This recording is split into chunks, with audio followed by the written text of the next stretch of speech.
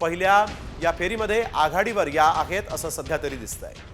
निश्चितच एकंदरीत नगर शहरामध्ये संग्राम जगताप 6222 मतांनी आघाडीवर असल्याचं बघायला मिळतंय, तर मुरबाडचे किसन कथोरे सुद्धा आघाडीवर आहेत। नगर शहरामध्ये संग्राम जगताप यांनी 6225 मतांनी ते पुढे असल्याचं बघायला मिळतंय।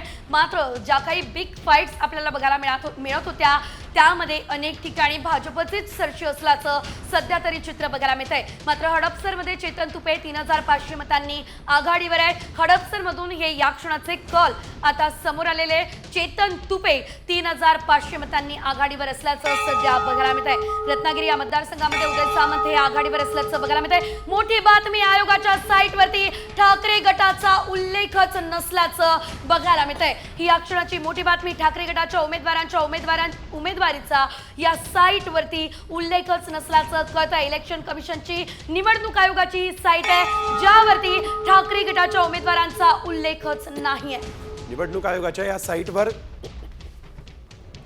सगळ्या पक्षांच्या प्रमुख पक्षाचं नाव आणि उमेदवारांचा उल्लेख असतो।